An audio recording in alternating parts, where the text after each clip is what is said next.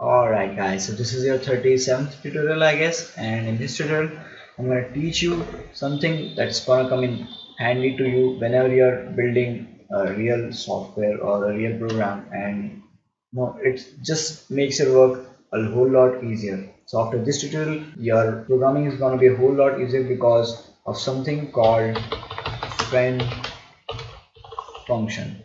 Alright, so now what a friend function is.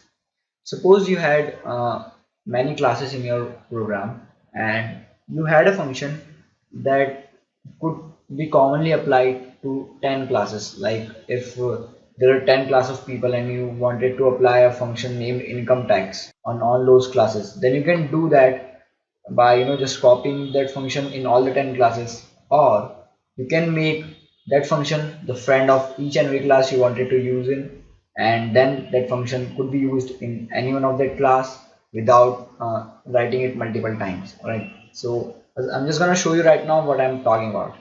So let's just build a class and name it apple,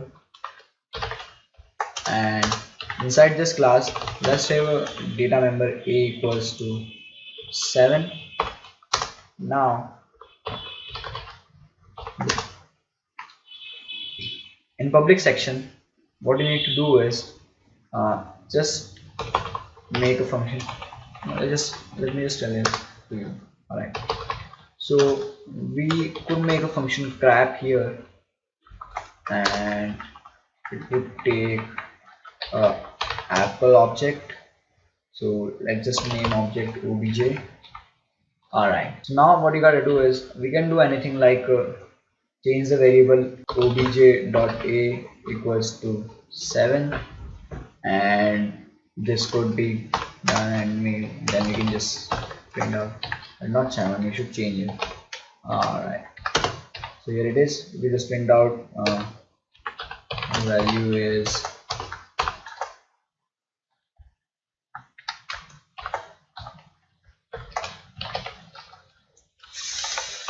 oh my mind is not working right now. Alright, obj.a, and then and that line and pivot to 1.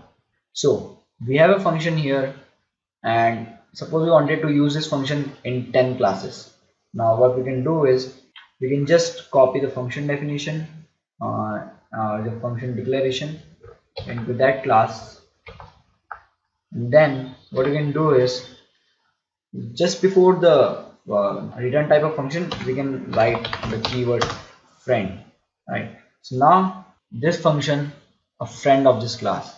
So now this function can access the private members of this class.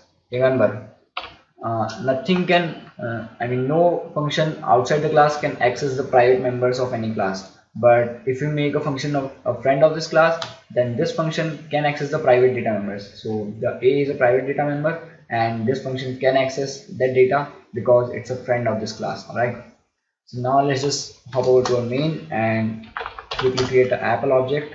Let's just name it apple object, and we'll just call the function. Now here are some things to notice.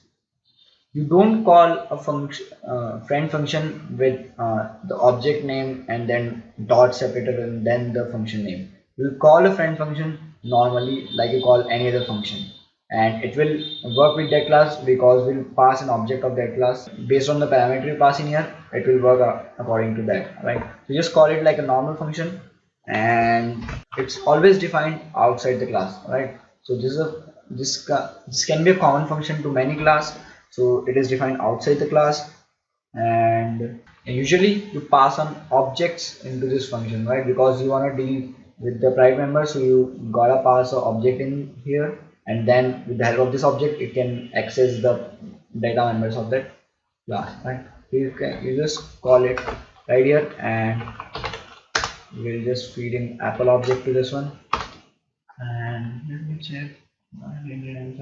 Okay, let's run this and hope we don't get any error. Alright, it ran correctly, and now see, we declared here a as 7, but here the value of a is 10 because when we call this function we set the value of a here 10 and then we print it out. So printed out value of a is 10. Alright. So it's very simple to understand this thing because you just make a function a friend of some class and then it can access the private data members of that class. So this is it for this tutorial guys. Don't forget to subscribe and thank you guys for watching.